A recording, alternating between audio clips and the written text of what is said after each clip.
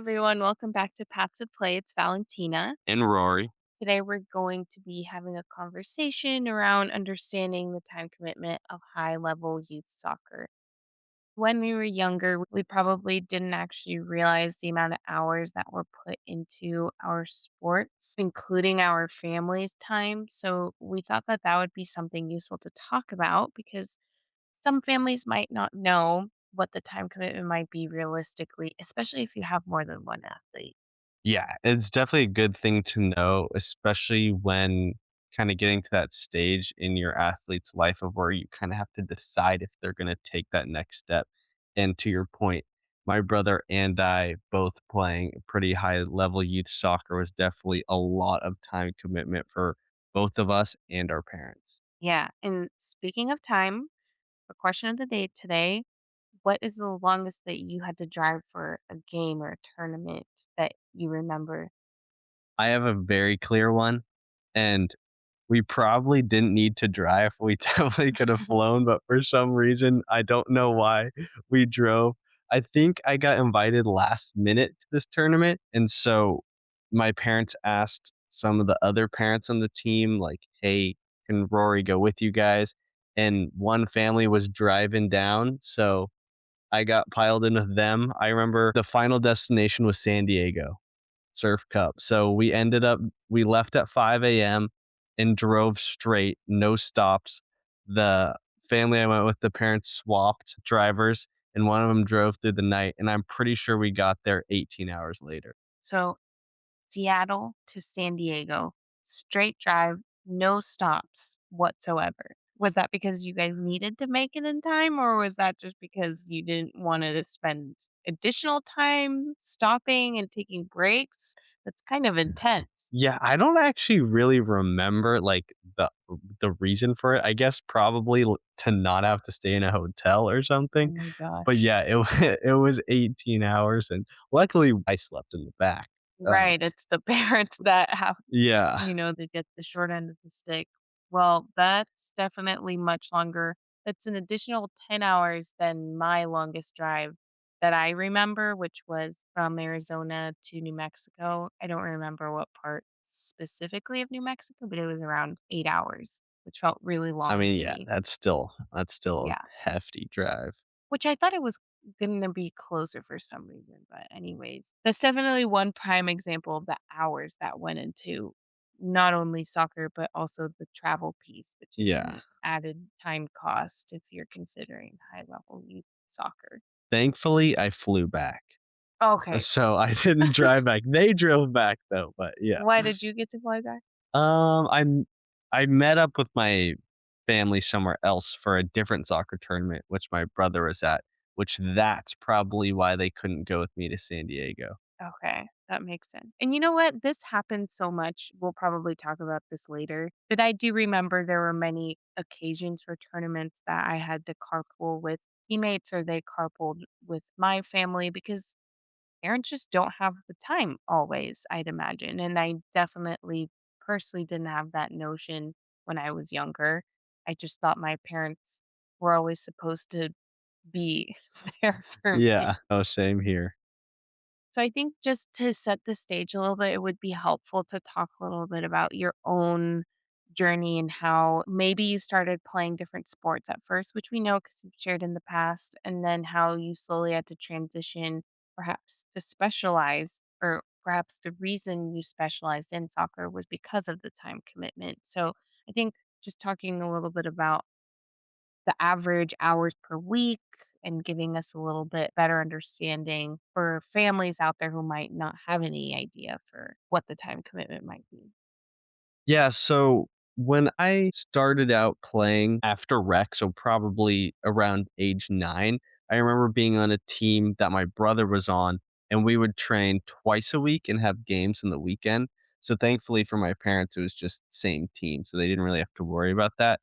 But that was probably twice a week, and practices were probably 20 to 30 minutes away. Being in Seattle, you kinda had to drive pretty far to a lot of practices. So that already was a pretty big time commitment, but I was still able to play other sports. But it was once I turned probably 11 and I moved up to the top I guess, division in the state of Washington, we started practicing 3 times a week with games on the weekend, and every single time the training was probably 30 minutes away. So that's an hour and a half training 3 times, and then an hour of driving 3 times, and then games on the weekend, which those could pretty much be anywhere in the state. They were usually within probably 30 minutes to an hour, but, I mean, that's still and you have to get there early for the game, probably an hour early to do warm-ups, and then the game's an hour and a half, then drive home. And so that was kind of league play, and then we would do 3 or 4 summer tournaments. Those were usually within Washington. Sometimes you would go to one in California, like Surf Cup, that I mentioned earlier. And then I would say that kinda stayed about the same until I got around 14 or 15 years old. Within the state and the league play, it kind of stayed the same, but then we started going to more tournaments like Surf Cup, regionals, National League. So these are things that are longer, kind of like week long. Sometimes in the summer, National League was twice, once in the fall, once in the spring. And then once I got to 17 years old, so my last 2 years of high school, when I moved to an academy team, we would train 4 times a week and play twice on the weekends.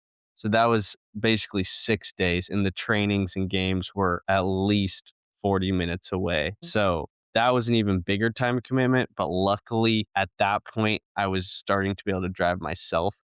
But definitely for the first couple months, my parents had to drive me. So, knowing that as the time increased when you got older, but naturally you became more independent, before that, how much would you say that you had to rely on your parents to take you to practices, to take you to tournaments? Were they always there? Were you having to fly with your parents if you did have to go on airplane trips? Yes, definitely from U11 all the way up to probably U17. My parents basically had to be there helping out the entire time. We had 1 or 2 carpool buddies usually every year, so that would mean my parents would probably drive to practice once a week, 1 week, and then twice a week the next week. But then, yeah, for the games, they were always going to those. If they were out of town, maybe my grandma would get pulled in or something like that. But, yeah, and then any tournament where you have to fly, usually they would have to go to that as well. Would all parents go to the flying trips or were there just chaperones? When we were younger, most parents would go. Mhm. Occasionally, if some parent couldn't go, then they would kinda get grouped in with another family. But definitely as we got older, and parents are more comfortable with their kids traveling with somebody else, then they wouldn't go as much, but definitely for the first few years, I would say majority of parents were going for sure. And what if you remember, what do parents do while they're waiting during practices? Because sometimes, like you said, you have to drive 30 to 40 minutes out to your practice. So by the time, if you were to go somewhere else, by the time, say, you went back home, you'd have to drive all the way back, not to mention the gas expense of having to do that. And also just time wasted. So I'd imagine a lot of parents stay around. What do they do if they're waiting for their athlete to come out of practice or, during warm-ups, for example? I feel like during my games when we had to drive literally an hour just to get to the game, to be there an hour before the 90-minute game, my parents would find somewhere nearby to go have lunch or go and grab food or just go and find something nearby, which wasn't always the case in Arizona. But if there was something around, that would be something they would go do, or maybe sometimes they would just watch the warm ups. But that just doesn't happen every single time. Yeah, no, definitely, and because of how far our practices would be,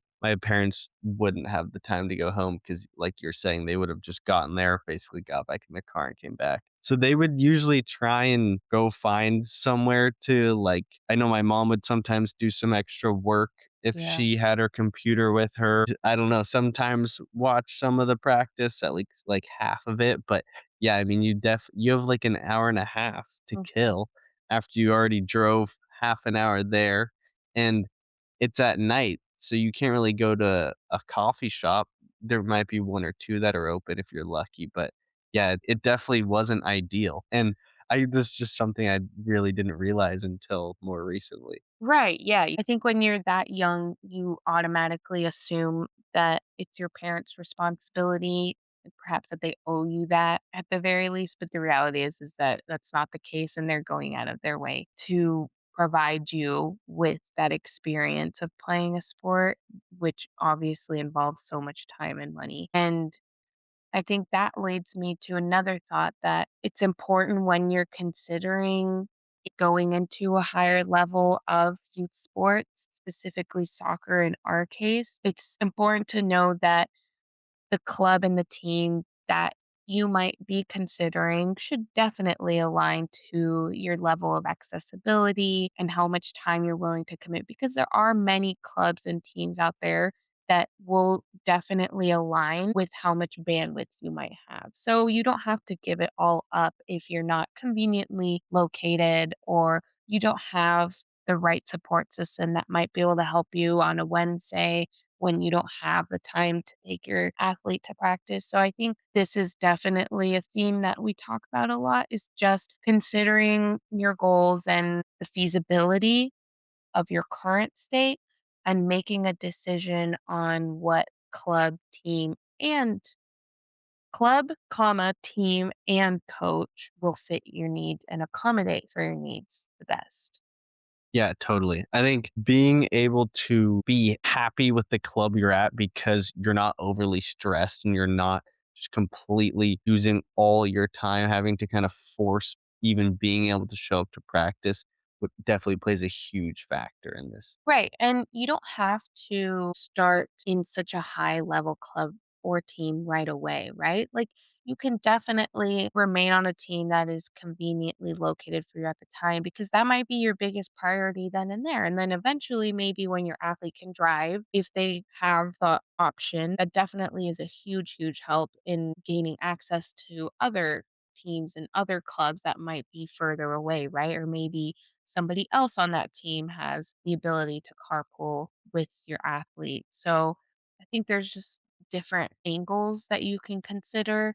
The important thing is to weigh your options thoughtfully so that you're not constrained for a long period of time or feeling stressed or there's pressure on your athlete because you're not able to show up to practices or strength trainings. And consequently, that ends up being just a stressful situation to be in because you do have to be prepared to commit whatever time is expected of you for the level that you're aiming for.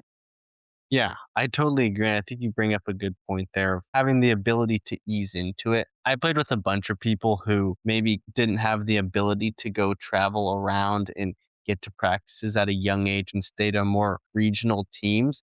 But then as they got older, rose up the ranks, and it was much easier once either they were able to drive or they were able to take the bus or the train to a friend who could then drive, or they could meet halfway and then it's just so much easier. So, yeah, not forcing it right away because it's just gonna cause so much stress. Agree completely. And I think especially when your athlete might still be, fully dependent on you for transportation logistics, because I think that's probably one of the bigger time consuming areas of playing club sports and specifically youth soccer is the weekends that you have tournaments and California, I mean, we were going probably on a weekly basis. You leave school early on Friday and you drive 6 hours from Arizona, of course, to San Diego, let's say, and you're playing games all weekend. In between the games, your athlete's resting, they're eating. It's not really like your typical family vacation, Right. unless, of course, the time allows and it's a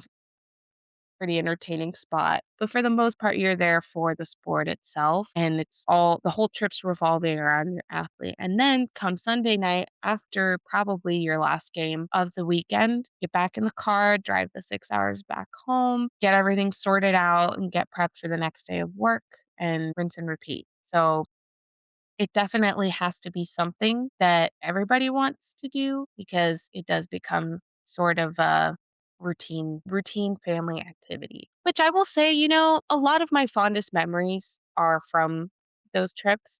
I might have not realized it at the time. When you're an athlete and in that space, very much just thinking about all the other factors and all the other things that are going on when it comes to a travel trip like that. But when you reminisce now, you're thinking of, oh, my parents would come with me and they would come watch the games. And even my parents now will talk to me about all of the road trips that we do and even the local ones. When we did play in Arizona, I mean, I would have to drive 45 minutes out Right. to the fields and you spend your entire day at the fields because it's just so far out there. You have to be there an hour before your game. And so I think now you look back and you are sort of nostalgic of all that family Mhm. time. No, I definitely feel the same, and you remember those trips you take a lot, and those are just great memories all around.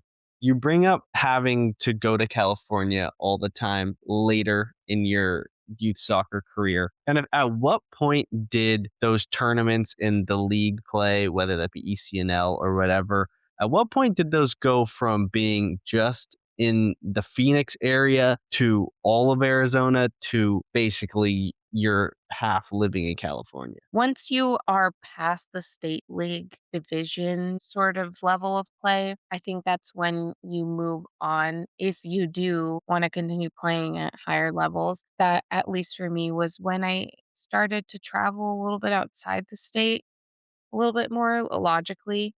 And obviously, once we joined the ECNL league that we've talked about before, that one is known to be heavy on the travel. So I think most families will use that as a key indicator of, do I have the means to commit to this kind of travel or not? And I think that's probably a really good example of how you might weigh your options. And then prior to all of those levels, I mean, it was very local, still Mhm. even in the Phoenix area, but for example, I remember some weekends we would have to drive to Flagstaff, which was technically in Arizona outside of Phoenix, but you're still traveling within the state, right? So it's 2-hour drive up north and you spend the weekend there for the tournament itself. Even when you're younger, depending on the club that you choose, that still can involve travel time and again, transportation, logistics, time invested overall.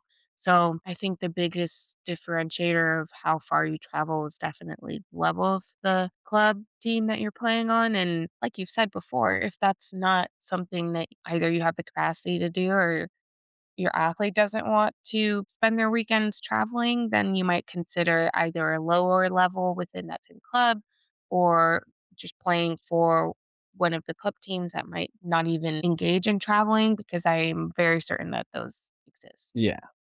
Yeah, I think that's a good point as well of the athlete being okay with that because for me personally, my last 2 years of high school when I was playing academy, we were basically traveling twice a week to California, so we were flying there, and so that's you're missing school on Fridays, and then you're coming back Sunday night, you're playing 2 games while you're there, so it's just all action, and it's a real big time commitment for the athlete as well at that point. Yeah, so definitely getting clear on goal setting and priorities and even just level of interest with your athlete is Right, critical for sure before, even thinking about whether you have the bandwidth or not. right. So I think bottom line here is there are several factors that go into how you should weigh how much time you want to spend because obviously location like we mentioned that's going to, no matter what, add in so much more time invested into whatever sport you're choosing if you're far from said club